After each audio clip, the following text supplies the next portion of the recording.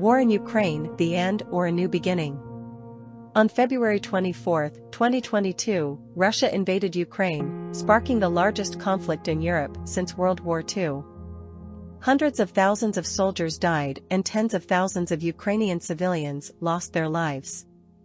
Russia occupied about 20% of Ukraine's territory, and more than 16 million people were forced to flee their homes. How did this happen?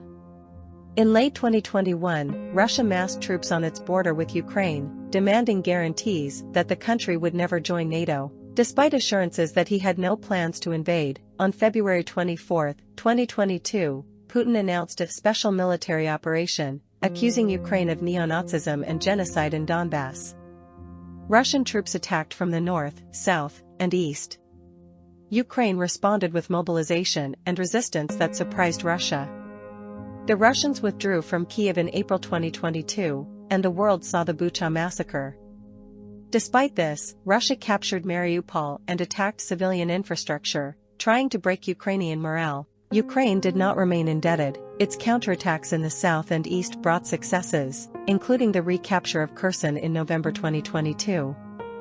The war was not limited to the battlefield. Russia illegally annexed parts of the occupied regions, and Ukraine attacked the Russian Kursk region in 2024. North Korean soldiers came to Russia's aid. The world reacted strongly, with sanctions, military support for Ukraine, and condemnation of Russia. The International Criminal Court issued an arrest warrant for Putin for war crimes. The war caused a global food crisis, and Russia was designated a terrorist state. On February 12, 2025, U.S. President Donald Trump announced the start of peace negotiations with Putin. Does this mean the end of this brutal war? How will the talks go? Is peace really possible? The war in Ukraine began like a flash.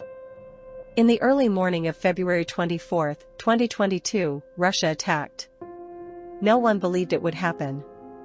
Putin called it a special military operation. However, the world saw rockets falling on cities, tanks entering the streets, civilians running for shelter. Russia was counting on a quick victory, but Ukraine resisted. President Volodymyr Zelensky did not flee. As expected, he stayed in Kyiv to fight. He told his people, "We will not surrender." This resistance shocked the world. The West quickly responded with sanctions. Companies withdrew from Russia, and the country's economy began to falter. However, the sanctions did not stop the war. Ukraine needed weapons, ammunition, and intelligence support. Help came mainly from the US and Europe. Russia did not anticipate such a strong international reaction or that Ukrainians would fight with such determination. The war turned into a brutal conflict of attrition.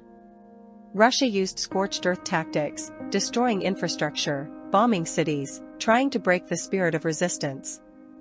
But this had the opposite effect. Ukrainians became even more united. Global solidarity with Ukraine was created.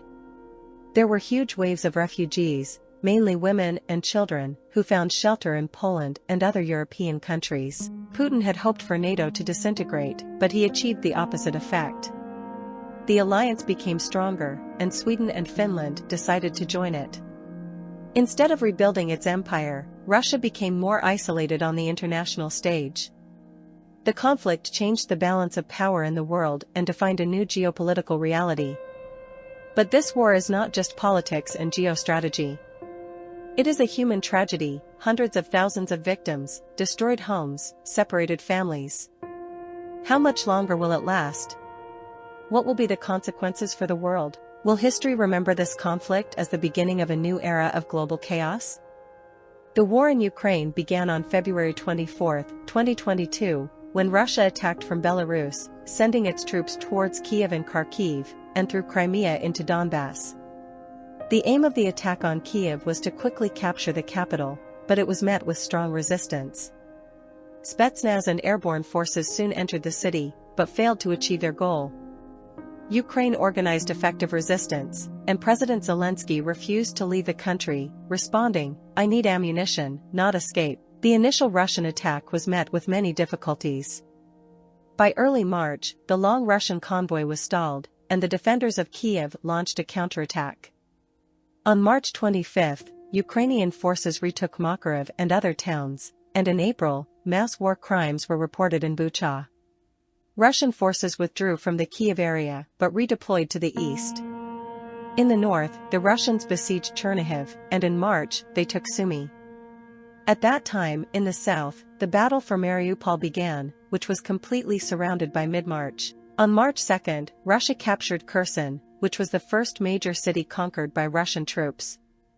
At the same time, fighting continued in the Zaporizhzhia region, where a nuclear power plant was attacked. Eastern Ukraine was the scene of intense fighting. Russian forces attacked Kharkiv but met strong resistance.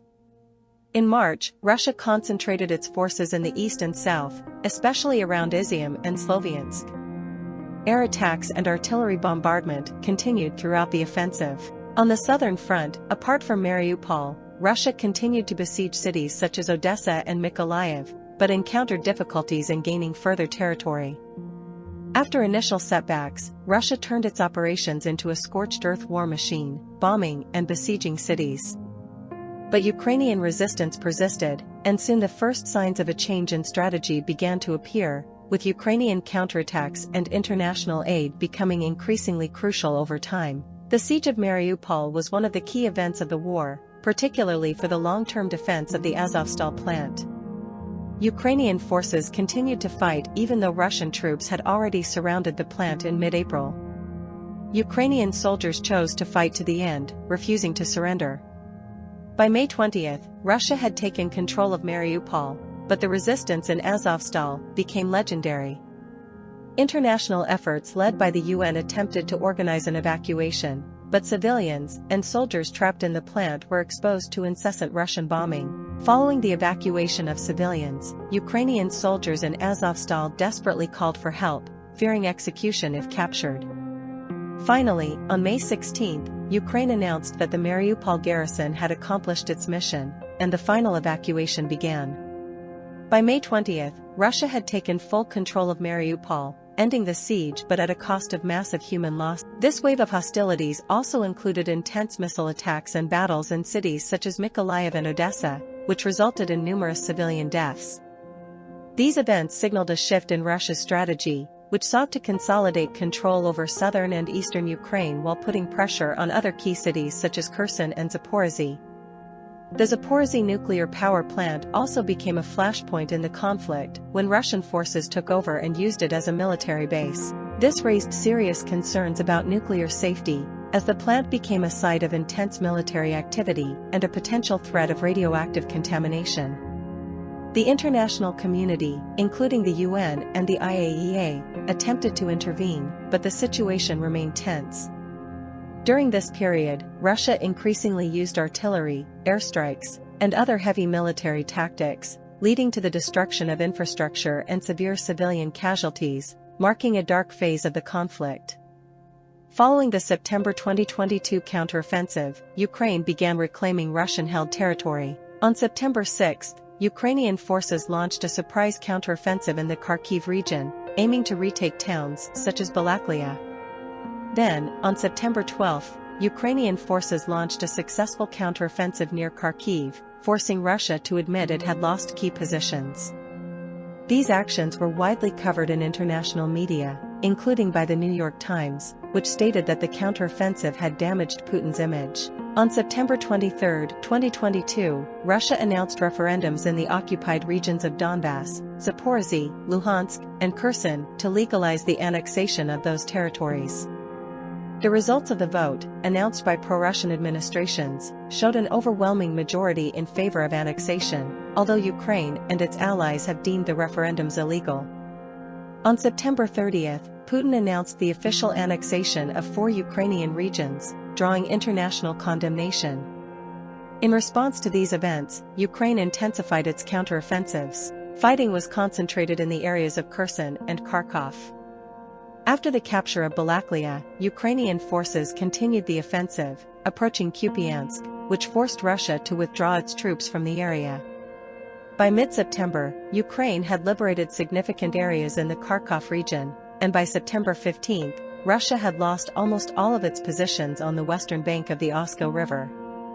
The Ukrainian offensive continued to push toward Lyman, and on October 1, Ukrainian forces liberated that city. The annexation by Russia and these Ukrainian counter-offensives changed the dynamics of the conflict, leading to a realignment of forces and further hostilities in the Donbas region and southern Ukraine. The Battle of Avdiivka was a key moment in the war, with intense fighting and massive losses on both sides. The city, long a key point of Ukraine's defense, was considered crucial due to its location near Donetsk. Russian offensives around Avdiivka faced significant setbacks, including a mutiny in Russian ranks due to high casualties, lack of supplies, and ineffective command. Despite this, Russia eventually captured the city on February 17, 2024, despite massive losses, 16,000 dead, tens of thousands wounded, and some 700 vehicles destroyed. Described by some analysts as a Pyrrhic victory, it was nevertheless intended to be a positive signal for Russian morale as the war approached its second anniversary. Meanwhile, Ukraine struggled with ammunition shortages, a key factor in the decision to withdraw from Avdiivka.